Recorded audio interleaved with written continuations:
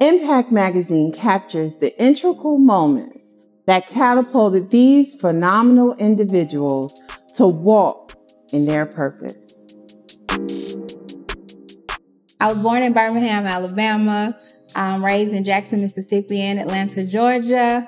So I feel like this is my second home. I lived here for a while. To start, I had an HBCU foundation, Tougaloo College, for undergraduate biology major, Jackson State. I got a master's in biology. From there, I met my mentor, and I said I wanted to get a PhD in microbiology. So I made it my mission to try to get into IU School of Medicine. I got in, and now I'm the 5th African-American woman PhD to get my PhD from IU School of Medicine. So that's my journey. From there, I came back home to Atlanta. I got my postdoc at Emory University, School of Medicine, right next door to the CDC. There, I started teaching at Spelman Morehouse and Clark Atlanta, and I was like, I need to go back home. I need to go back to Jackson. And I got a job at my alma mater, and that's my journey. I remember as a little girl, my aunt would tell me, when they would ask me, they would say, what do you want to be when you grow up? I was like, I always wanted to be a hairstylist. I always wanted to own my own salon. I always said I wanted to own my own salon. I always said I wanted to own products and everything. And they would tell me, no, cosmetologists don't make a lot of money. Be a lawyer, be a nurse, be anything but a hairstylist. So I just wanted to beat the odds and show them cosmetologists can be just as productive to the world as a doctor, a nurse, or anybody really. I used to work for this Fortune 500 company, and we will work holidays, we will work weekends. I have 2 children, and they really weren't concerned about their health or if we had to take off. So the day that I had to work, after working there for years, I actually put in my 2 weeks notice when I had to work on Christmas. And at the time, my kids were young, and I am an active mother. So I just knew right then my passion was hair. So even me having 8 to 5 jobs, I always did hair on the side. And after that year of working on Christmas and not being with my kids on that holiday, I just knew right then I had to go full time and do my passion, and that was hair. I met Tammi. She was my client, and she walked in, bubbly spirit. She loved her curls for her units, and we just picked up off each other's energy, and we've been I call her my peanut butter to my jelly. We match perfectly. Everything is just perfect with us.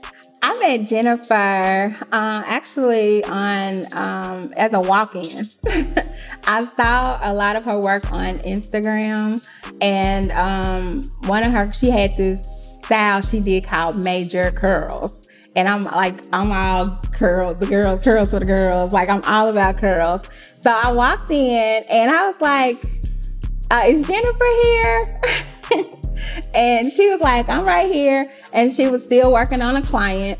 And she told me, she said, can you come back in an hour? And it's just like from the beginning, we just clicked. And as soon as I got in her chair, she made me feel beautiful. She made me feel welcome. She just felt she was really friendly and really nice. And we started to talk about a lot of things other than just what was going on in our lives. We was mainly talking about business stuff from the beginning. So it was just a unique kind of meet when I met her. But she was my hairstylist for years, and from there we grew a bond, and we started to talk about business things, and that's how our friendship started. Back in 2013, I lost my job. And when I lost my job, I had to figure it out. And so I went into a passion of mine that I've had all through college and undergrad. And that was selling clothes. So my first entrepreneurship for myself was selling clothes, but watching my mom growing up as an accountant, she had her own business.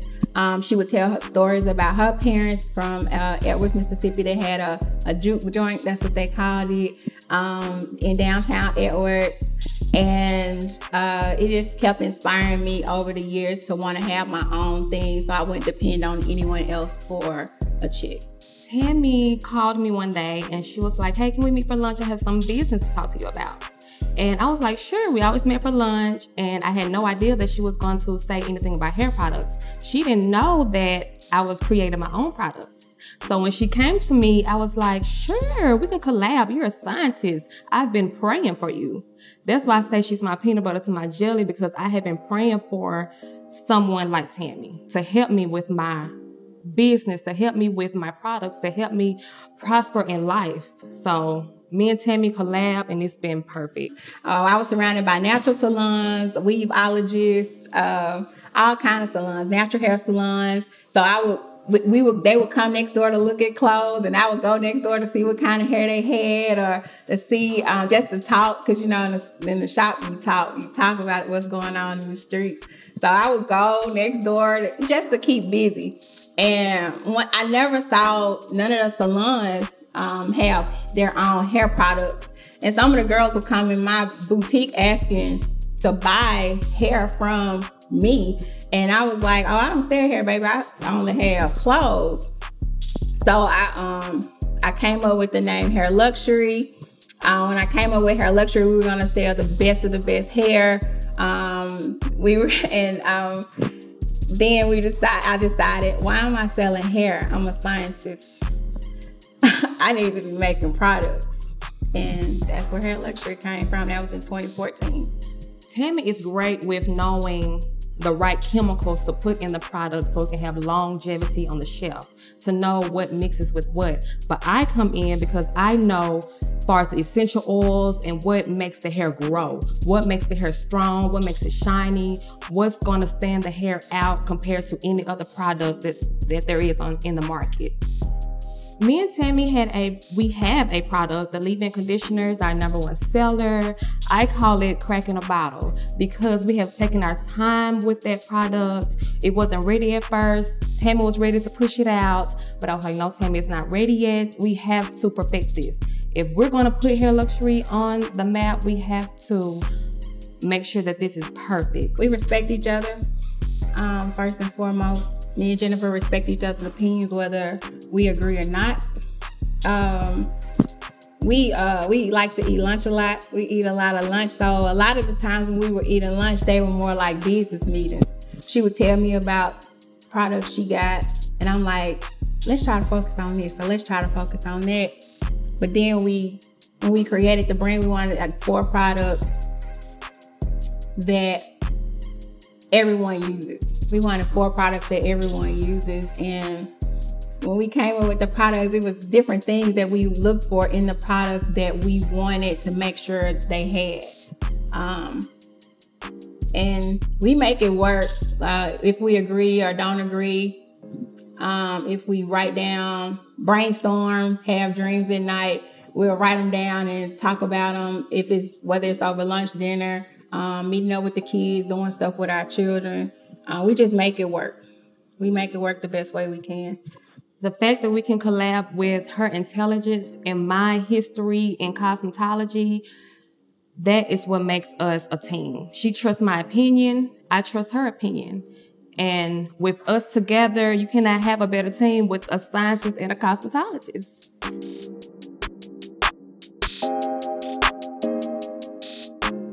Tabitha Brown is a believer, vegan foodie, actress, and supporter of all things small businesses, who became the world's favorite mom. Before appearing in the New York Times, Vogue, The Today Show, and Impact Magazine, Tabitha suffered with a sickness the doctors couldn't find a diagnosis for, while her daughter Choyce Brown fought through the woes of colorism. Tonight, Tabitha is going to talk to us, along with Choyce Brown, about how to overcome these obstacles.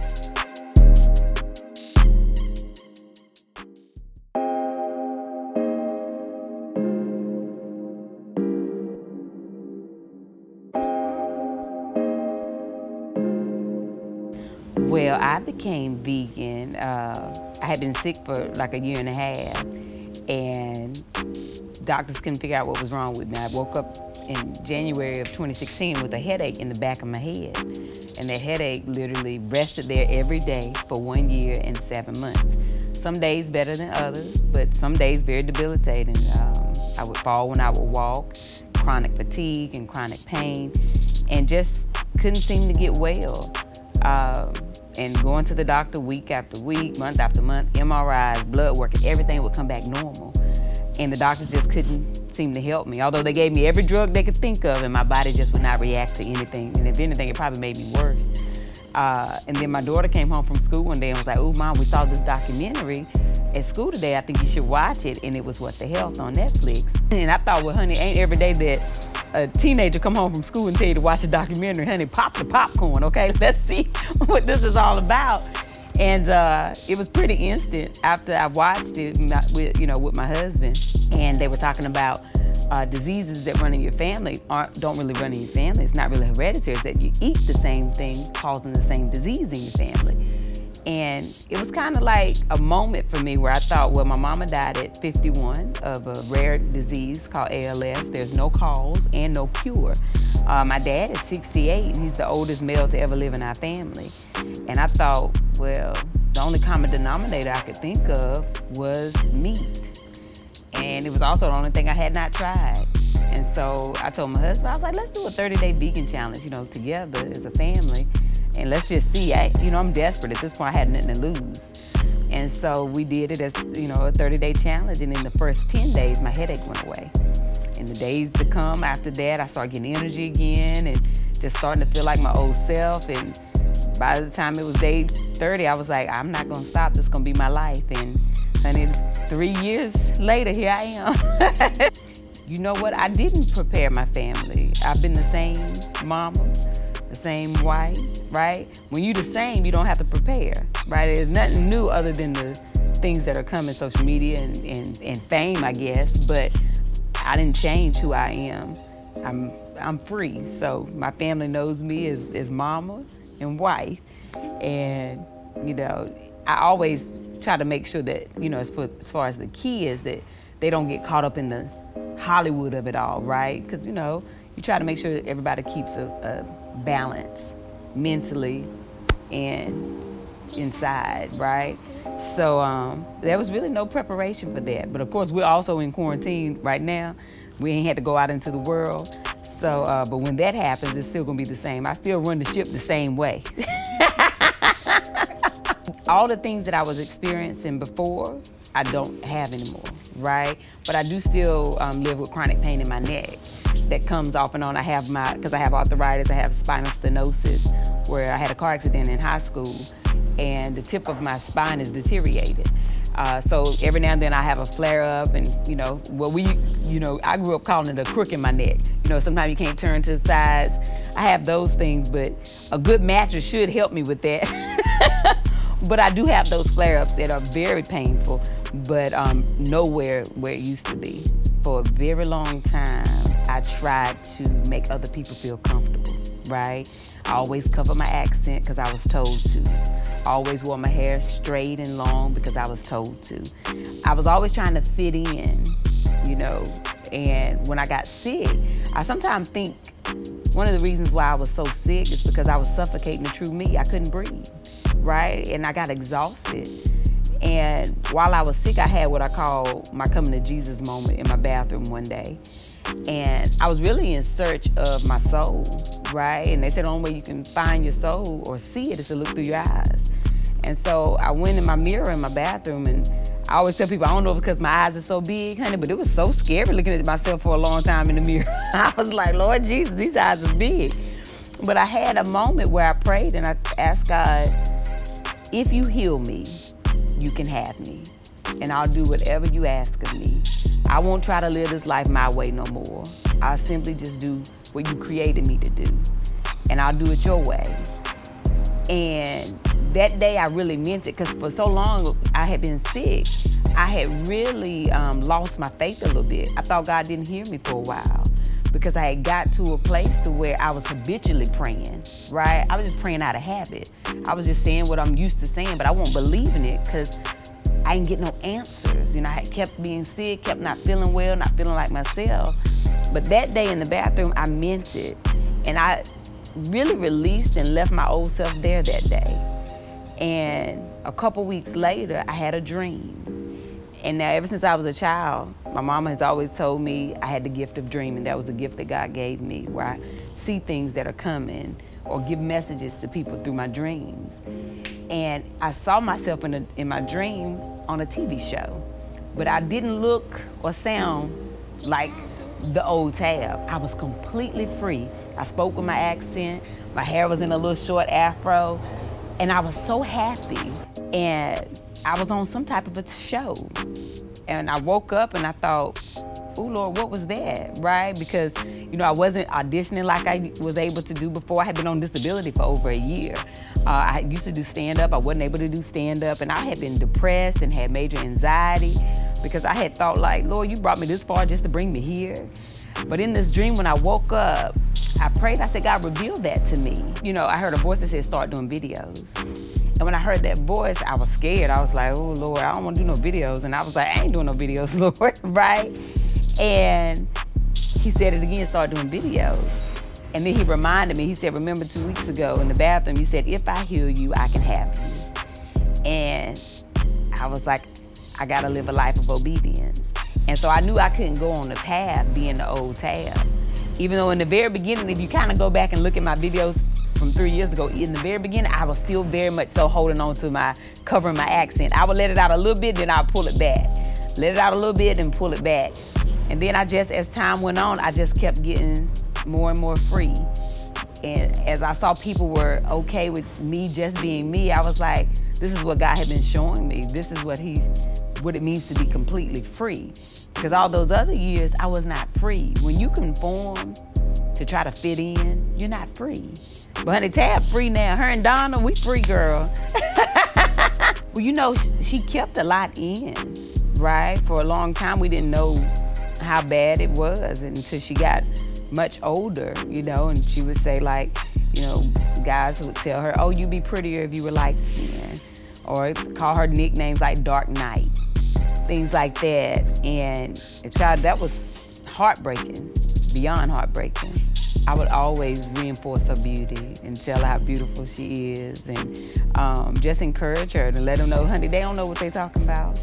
And we don't believe what other people say, we believe how we feel. So we gotta really get comfortable with us. And that's literally something we all have to continuously work on. Me as a grown woman, I encourage her while encouraging myself, you know.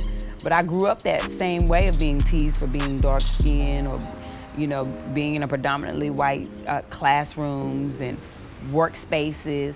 So I knew what she was going through, but I didn't want her to have to carry that for the next 20 plus years of her life like I have, you know, with trying to fit in or make myself, you know, more comfortable for others.